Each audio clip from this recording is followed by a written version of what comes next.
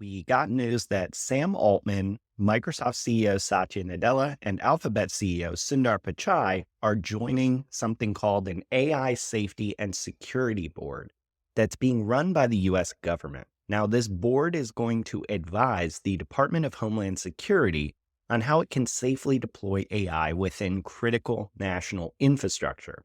So it's going to do things like make recommendations on how operators of core infrastructure, like power grids, for instance, can protect their systems against AI threats.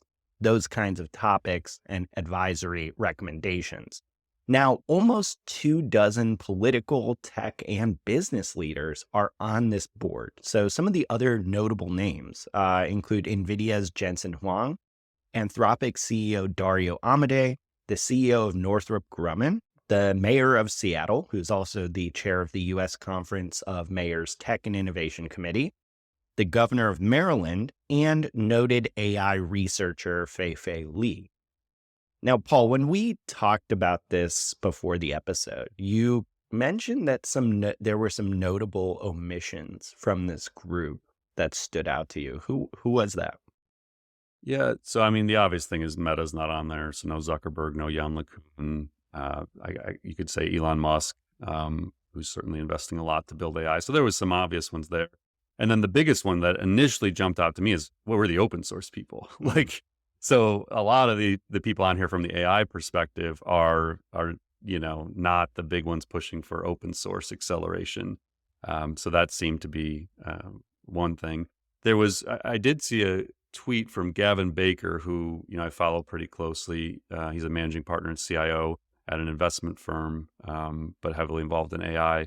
And he tweeted, "Can't decide whether it is funny, ridiculous, or sad that the CEOs of Occidental Petroleum and Delta Airlines are on the new AI safety board. Less than half of the 22 members have any real AI knowledge.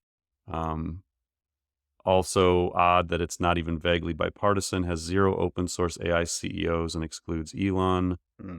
So that was my initial, that was actually one of the first times I saw this list.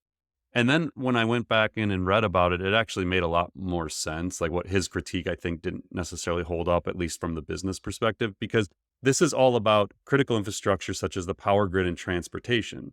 So it makes perfect sense that someone from a petroleum company, someone from an airline company, you would want diversity. They don't have to be AI experts to be able to explain how transportation in the United States works, or how Right. the energy grid works, things like that.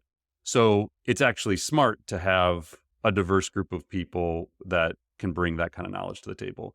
That doesn't mean that there shouldn't be open source people on there. Someone like a Zuckerberg shouldn't be on there, but I think they're basically probably looking at which companies are we working with on the infrastructure of the U.S. economy and the government, and then what businesses are represented that need to be there. So, yeah, I mean, my overall take was I think it's good that these conversations are happening. The infrastructure is something we don't talk about on this show much. We probably will more.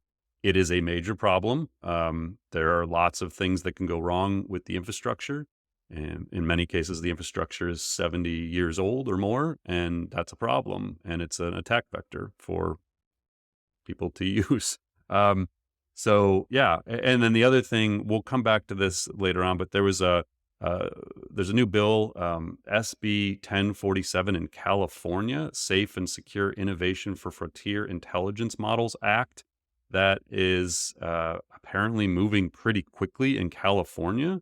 And this seems to be a bit of an attack on the open source world as well. At least it's being positioned by some open source advocates as such.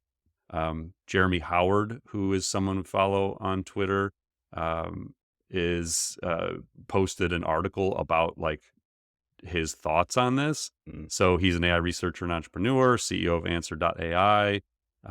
And so he goes on as to kind of do a takedown of why open source is so important. So I think, again, we'll kind of come back to this maybe next week. I think it's worth talking a little bit more about this battle between open source and closed source as we start moving into regulations.